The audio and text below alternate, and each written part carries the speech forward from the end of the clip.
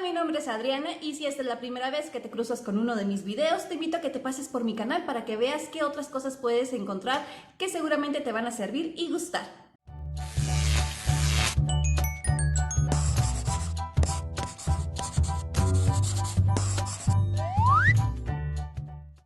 El día de hoy les voy a estar enseñando mi carpeta de lectoescritura, así como una pequeña actualización de cómo vamos en este proceso con Agnes. También te quiero comentar cuáles fueron los antecedentes, cómo es que fuimos preparando el camino para llegar finalmente al proceso de lectoescritura. En este video habrá otros videos que ya he hecho que están relacionados con el tema, que te los voy a ir mencionando, pero te los voy a poner todos en la cajita de descripción para que los veas. Igualmente los imprimibles que veas en este video, también te voy a dejar la información necesaria aquí abajo. Sobre los antecedentes de este proceso, definitivamente creo que el desarrollo del lenguaje hablado es lo que ocupaba el primer lugar de nuestras prioridades, ya que habíamos pasado por un proceso con mi hijo Santiago, que ahora tiene 9, pero que él presentaba retraso en el habla. Entonces con él tuvimos que hacer muchos ejercicios de estimulación del lenguaje, mismos que hacía yo de pequeña con Agnes, procurando precisamente que ella no presentara el mismo problema. Claro, las circunstancias eran distintas, sin embargo, después de haber pasado por esa circunstancia, pues era lo que más nos apuraba a nosotros, que la niña lograra desarrollar el lenguaje hablado en tiempo y forma. Entonces nos enfocamos a eso. Alguna de las formas en las que lo logramos, pues es una, hablando con ella todo el tiempo, dos, haciendo ejercicios de estimulación del lenguaje, y 3, leyéndole mucho. Ustedes, si me siguen desde hace tiempo, saben que en casa siempre tenemos muchos libros y con ella no fue la excepción. Siempre procuramos tenerle libros infantiles a su alcance y leerle todo el tiempo. Nosotros todo el tiempo le estábamos leyendo, ya sea que lo hiciéramos nosotros, sus papás o sus hermanos, pero ella siempre estaba pegada a un libro y de hecho le gustan mucho, le encantan los libros. Y a raíz de este gusto que ella tiene por los libros, es que se me ocurre hacerle un libro ABC ilustrado. Este tenía la letra tanto en mayúsculas como en minúsculas, una imagen que hiciera referencia a ese sonido inicial y la palabra escrita debajo de ella. Entonces este lo utilizábamos de manera como cualquier otro libro de los que tenía ella a su alcance, de manera que fuéramos repitiendo el fonema A de árbol, A de araña, y de esta manera empezamos a introducir los fonemas de las letras del alfabeto y haciendo referencia a alguna imagen, es decir, empezábamos a trabajar ya la conciencia fonológica. Otro elemento que pusimos a su alcance fueron letras de madera, grandes, de colores, de manera que ella pudiera jugar y manipularlas y de alguna manera ir relacionando esas letras con las letras de su libro ABC. También empezamos a trabajar con la caja de sonidos Montessori al principio de manera muy lúdica, muy libre, de manera que ella sacara los objetos y fuera explorándolos. Claro, ahí yo acompañaba diciéndole el nombre de cada uno de estos objetos, haciendo énfasis en el sonido inicial y posteriormente empezamos a usar esta caja de sonidos digamos, con un propósito más formal. Y después de esta preparación es que le empezamos a enseñar los fonemas que forman su nombre. Esto como una iniciación al proceso de lectoescritura a partir de algo que es tan personal como su propio nombre. Ahí estuvimos mucho tiempo trabajando con estos fonemas, la relación del fonema con la grafía, el sonido inicial de algunos objetos, todo referente a su nombre. Ella se llama Agnes, entonces en su nombre ya tenía 2 vocales. Después de estar mucho tiempo en este proceso, y estoy hablando de yo creo casi un año, con su nombre, que se lo aprendió muy rápido, sin embargo yo me mantenía en esos mismos fonemas, trabajando esos mismos fonemas. Después comencé a introducirle las otras vocales que faltaban de su nombre, para completar ahora sí ya todas las vocales. Después estuve ahí otro tiempo con puras vocales. Después de eso empecé a introducir otras consonantes.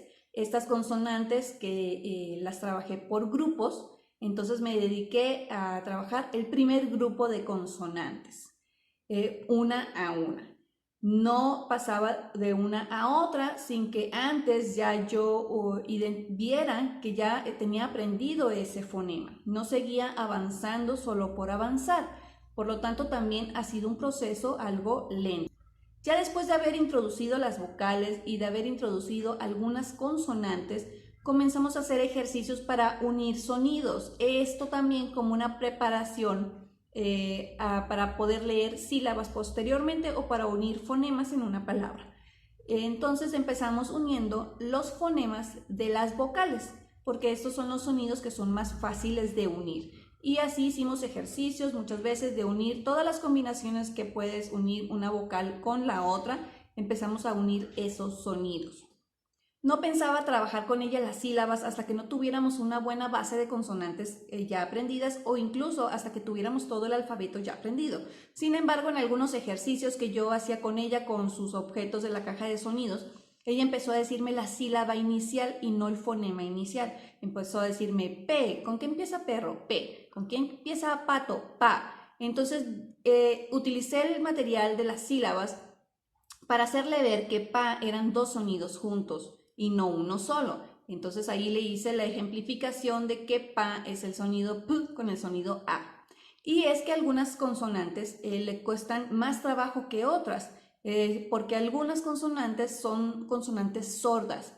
Entonces empecé a trabajar las sílabas de las consonantes que ya tenía aprendidas y ustedes me vieron hacer este gesto en algunas historias de Instagram, y es que esto lo usaba para explicarle a ella que, por ejemplo, la p y la t hacen un sonido, el sonido sordo que hacen, realmente cuando abrimos el sonido está atrapado, digamos, en nuestra boca, y que cuando abrimos es que sale el sonido combinado de p y de a, por ejemplo. Entonces yo hacía este gesto, era para decir, decíamos primero el sonido independiente p, a, t, o, pero entonces cuando uníamos para decir la sílaba era pa o to, para significar que el sonido estaba ahí, y cuando abría era a través de la vocal que podíamos escuchar ese sonido inicial. Y bueno, eso es lo que estuve trabajando con ella, por si me veían que estaba moviendo la mano así. De esta manera para ella era como más visual de poder emitir esos sonidos juntos. Y así también al mismo tiempo trabajar que las sílabas son dos sonidos juntos y no es uno solo. Así que saqué todo el material de las sílabas para trabajar con ella, y lo que hacía era que el fonema de la consonante que estuviéramos aprendiendo en esa semana lo trabajábamos de manera independiente y después lo trabajábamos con las sílabas. Y creo que funcionó muy bien. De hecho, es muy curioso porque una vez que los niños descifran cómo funciona esto de unir los sonidos, lo hacen rapidísimo, ¿no? E incluso en algunos fonemas, el mismo día que yo trabajé ese fonema con ella, el mismo día pudo leer las sílabas. Entonces, ya una vez que los niños entienden cómo funciona, se van rapidísimo con esto. Así que yo ya tenía mucho material para trabajar con cada una de las letras del alfabeto, porque son materiales que he venido haciendo durante todo este proceso, pero también algunas otras cosas que yo ya tenía con mi hijo Santiago. Así que bueno, todo lo tenía separado por carpetas, porque tenía la carpeta de mi ABC ilustrado, la carpeta del reconocimiento de letras, la carpeta de los silabarios y la carpeta también del nuevo material para trabajar los trazos. Y cada vez que yo iba a trabajar con una letra, tenía que tomar lo correspondiente de cada letra de cada una de esas carpetas. Así que lo que se me ocurrió hacer es mejor juntar todo el material en una sola carpeta, de manera que pudieran estar ahí organizadas. Es decir, no es la carpeta que yo saco para trabajar con Agnes porque está muy grande, pero sí es donde tengo todo el material organizado en orden alfabético. Inicialmente había puesto las cosas ordenadas por grupos de las consonantes que íbamos aprendiendo. Sin embargo, después decidí cambiarlo mejor por orden alfabético porque era mucho más fácil de reconocerlas a simple vista, porque les puse estas pestañitas de colores del abecedario, y ya cuando yo necesito trabajar cualquier letra que vaya a trabajar esa semana, simplemente abro, saco todo el material que tiene que ver con esa letra, y eso es con lo que trabajamos durante toda la semana.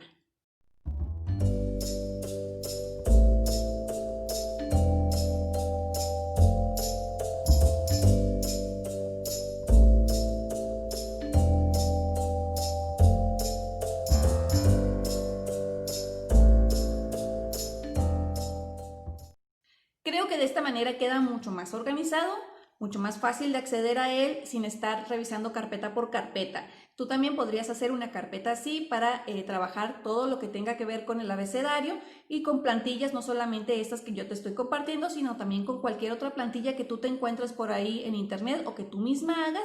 Puedes irlas organizando por orden alfabético. Incluso si tus hijos todavía no están en este proceso, podrías ir empezando a recopilar algunas cosas que te pueden servir para cuando las vayas a necesitar.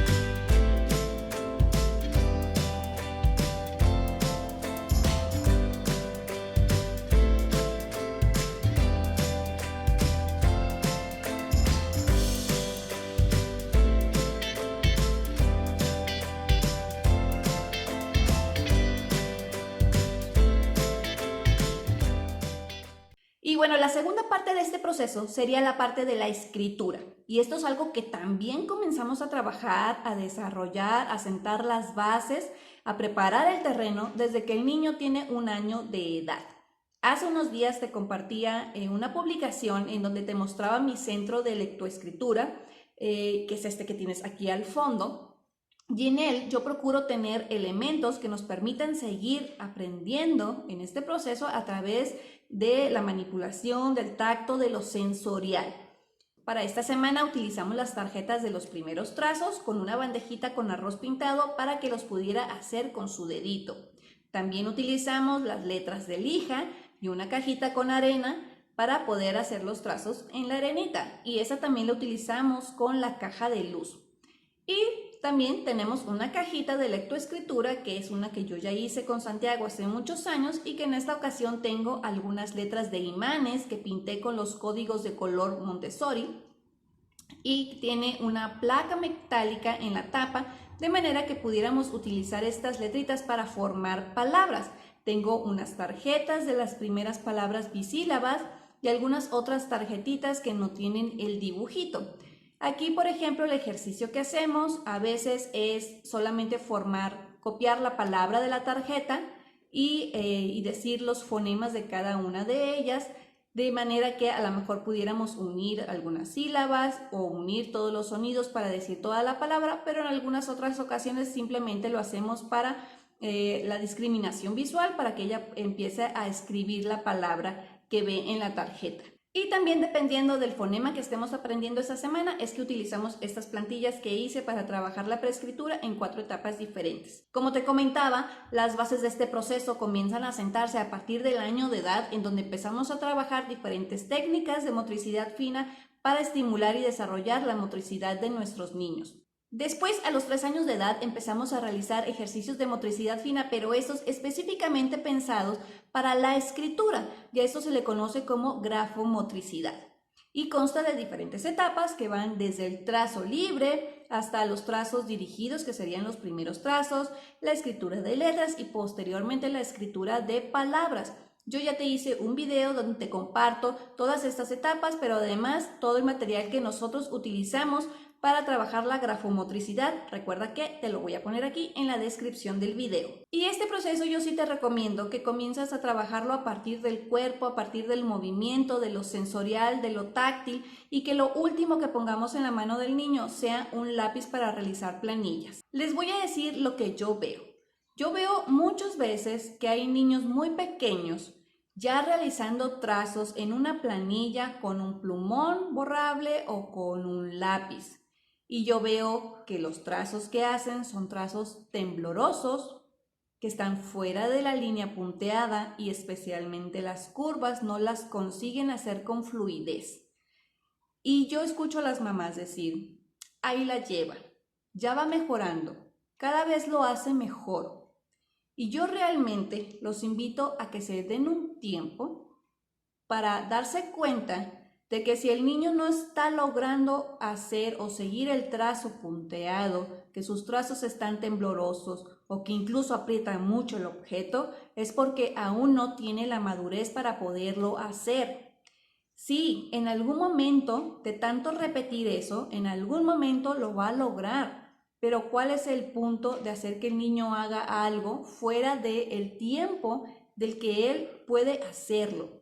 Es mejor regresarnos un poco y no solamente seguir con ejercicios de motricidad fina, sino también seguir trabajando la grafomotricidad a partir del mismo cuerpo y no con este tipo de objetos. También muchas veces ustedes mismas me han compartido su experiencia, me han pedido consejo, porque en la escuela al niño lo han obligado, digamos, a ya escribir, porque así es como va su grupo y ya todos los niños deben de estar escribiendo, sin importar si el niño aún tiene la madurez para hacerlo. Y me han comentado muchas veces que sus niños aprietan mucho el lápiz, que les duele su mano para escribir y que le tiembla a la hora de hacerlo y que además, evidentemente, no les gusta. Bueno, ¿a qué se debe? Si el niño no tiene el desarrollo motriz adecuado y no tiene la coordinación adecuada, es por eso que aprieta el lápiz. Porque esa es una forma de tener control del niño, de querer tener control sobre su mano, sobre su trazo, por lo tanto lo aprieta. Por lo tanto, la consecuencia lógica es que al niño le duela la mano para escribir. Y por lo tanto, pues tampoco le va a agradar tener que hacer esa tarea cada vez que lo ponen a escribir, ¿verdad? Es por eso que los niños después no quieren leer y no quieren escribir, por la forma en la que les hemos estado enseñando. Entonces yo, de verdad, los invito, si el niño le duele su mano, si el niño aprieta mucho el lápiz, es porque el niño todavía no estaba en edad, todavía no estaba desarrollado sus habilidades, todavía no tenía la madurez para poder tomar un lápiz y hacer trazos tan precisos. Y pensando precisamente en esto, en que muchas veces los niños los primeros trazos, es decir, estas líneas que son horizontales, diagonales, verticales, curvas, ya los están trabajando desde ahí con estos elementos, con un lápiz o con un plumón y no a través de lo sensorial, de lo táctil, de lo manipulativo. Es que hice unas plantillas como una especie de programa, digamos, de preescritura en 4 etapas. Estas son las plantillas para trabajar la preescritura en 4 etapas distintas y las puedes encontrar en este formato de 2 etapas por página o las podrías encontrar también en un formato ampliado. Estas, si quieres, las puedes laminar y recortar para usarlas como tarjetas o las podrías colocar en un protector de hojas como lo tengo yo para mayor protección y poderlas usar una y otra vez. En una primera etapa tenemos la letra grande y vacía, de manera que el niño la pueda rellenar utilizando masas, plastilinas, etiquetas o cualquier otro elemento. También la podrías utilizar para poner un poco de pegamento, arena y usarlas así como letras de lija. En esta etapa el niño seguirá trabajando sus habilidades motrices al amasar, hacer bolitas, presionar con el dedo,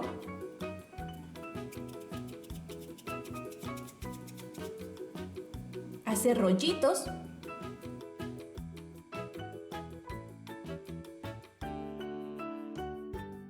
en una siguiente etapa tenemos una letra punteada. Esto nos va a servir para poder colocar en cada uno de los círculos algunas cuentitas o fichitas o incluso también para pintar con pintura de dedos, sellos o chinchetas. En este tipo de letra tenemos una superficie más angosta y con una instrucción clara de correspondencia con los puntos. Aquí el niño va a trabajar el agarre con los 3 dedos para colocar cada uno de los elementos en su lugar. Y esto requiere mayor precisión y mayor coordinación. También podríamos utilizar un gotero para colocar pequeñas gotitas de agua en cada uno de los circulitos.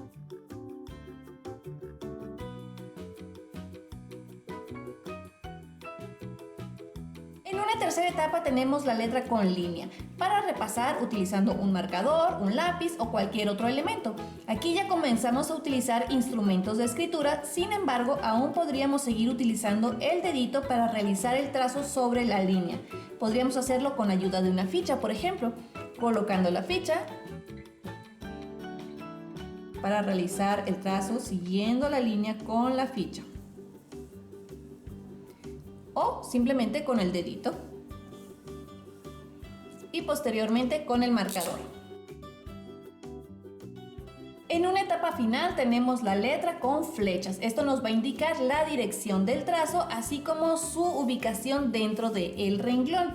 En esta etapa el niño ya ha sido capaz de seguir las líneas punteadas de la letra, por lo tanto nos vamos a enfocar en trabajar la dirección y la ubicación de la misma en el renglón.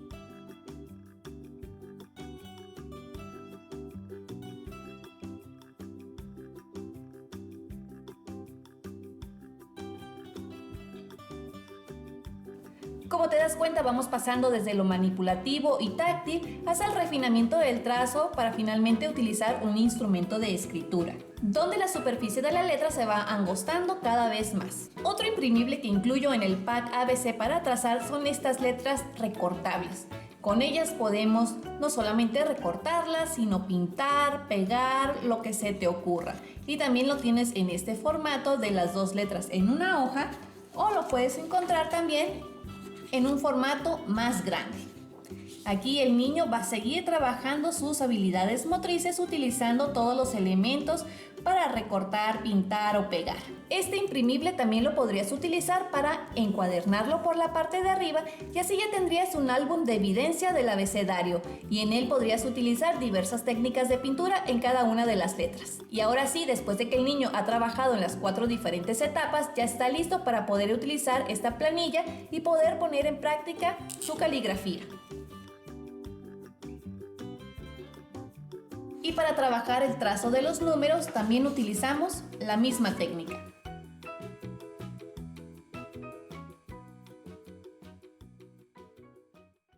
Estas plantillas para trabajar la preescritura en 4 etapas las puedes encontrar en mi tienda, también toda la información te la voy a poner aquí abajo. Si tú también quieres poner una estación de lectoescritura en casa, recuerda que puedes hacerlo con materiales base, es decir, son materiales que no vas a estar cambiando cada semana. Lo que sí podríamos cambiar para darle un poquito de variedad o de novedad es la superficie en donde se va a hacer el trazo. Es decir, tú viste que esta semana puse arroz pintado y un poquito de arena, pero también, por ejemplo, esto mismo lo utilizamos en la caja de luz y ya le dio otra sensación. También lo podríamos hacer con algún otro elemento que tengamos, ya sea tierra del jardín, o podrían ser lentejas, o podría ser azúcar, o podría ser incluso en una bolsa con gel, o un poco de crema para afeitar embarrada en un recipiente. Es decir, eso es lo que podríamos darle la variedad para que no tengas que estar haciendo como que mucho material. Puedes tener ese material base y solamente cambiarle los elementos en donde va a ser el trazo. Algunas cosas que nos resultan muy útiles tener en cuenta a la hora de planificar actividades de este proceso de lectoescritura a lo largo de nuestra semana es 1. La conciencia fonológica, es decir, trabajar el fonema de cada una de las letras. También la relación de ese fonema, es decir, ese sonido, con su forma escrita, ya sea en mayúsculas o en minúsculas. También el fonema inicial, ya sea de un objeto, de una palabra o de un dibujo. Posteriormente haremos otros ejercicios de conciencia fonológica en donde deberá identificar tal vez el sonido final o el sonido de en medio o el sonido silábico de la palabra. Recuerda también que es importante comenzar a unir los sonidos de las vocales antes de unir sonidos de sílabas. Respecto a la grafía o la forma escrita de las letras, lo que vamos a trabajar son los primeros trazos.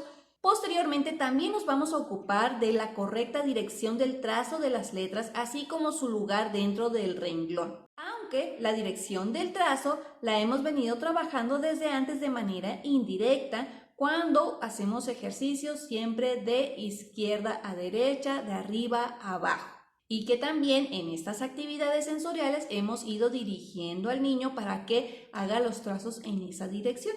Y algo más que vamos a trabajar con su forma escrita será la relación entre mayúsculas y minúsculas. A la hora de armar las actividades de tu semana, podrías considerar alguno de estos puntos para trabajarlos en días específicos. Y a lo mejor así tienes un día en el que trabajas trazos, otro día trabajas fonemas, a lo mejor otro día trabajas formación de palabras, de la manera en que tú puedas trabajar mejor con tu niño, pero sobre todo que él no se sienta abrumado por la cantidad de actividades que vaya a hacer respecto al mismo tema. Ustedes han visto que les he compartido en mis historias de Instagram más o menos la secuencia de actividades que nosotros llevamos para trabajar la lectoescritura. Sin embargo, no siempre lo hacemos todo el mismo día. Muchas veces es solamente para ponerles el ejemplo a ustedes, porque trabajamos un día de la semana un elemento y otro día de la semana otro elemento. Esto es para que no te quedes con la idea de que es necesario trabajar todos los días, todo de principio a fin. Siempre vamos a poner más enfoque en aquello que el niño tenga más dificultad o en aquello que nosotros veamos que él tiene más interés también. Y bueno, ya por último solamente comentarles que muchas veces me preguntan para qué edad es ese material, para qué edad es esa actividad, a qué edad le pueden enseñar las sílabas a sus hijos, a qué edad pueden empezarle a enseñar los trazos. Y yo quiero decirles que no todo tiene que ver con la edad. Yo sé que en el sistema escolar todo se maneja por la edad y el grado del niño, pero cuando hacemos escuela en casa, cuando nosotros trabajamos en la escuela, nosotros tenemos la oportunidad de observar cuándo es el mejor momento, pero sobre todo de enfocarnos en desarrollar las habilidades y las destrezas y trabajar sobre la maduración de esas habilidades con el niño antes de iniciar cualquier tipo de proceso. Entonces es mejor empezarnos a preguntar qué habilidades necesita mi hijo para poder empezar a trabajar tal o cual cosa. Porque no todos los niños están listos a la misma edad para iniciar este tipo de procesos. Y es por eso que es muy importante enfocarnos específicamente en nuestros propios hijos. Si tú haces homeschool, esto es parte importante de ir cambiando esa forma de ver la educación, esa forma de ver el aprendizaje. Y bueno, lo más importante que yo quisiera que te lleves de este video es que podamos entender que detrás del proceso de lectoescritura está el desarrollo de muchas habilidades previas a iniciar este proceso. Bueno, pues hasta aquí el video del día de hoy. Espero que te haya gustado, pero sobre todo que te sea de mucha ayuda. Recuerda revisar la cajita de descripción porque ahí tienes los enlaces a todos los videos relacionados con este, además de los imprimibles. Y si aún no nos sigues por nuestras redes sociales, ¿a qué esperas? Te estás perdiendo de mucho contenido. Ahora sí, espero que todos estén muy bien, donde quiera que estén, y nos vemos hasta la próxima. Bye bye.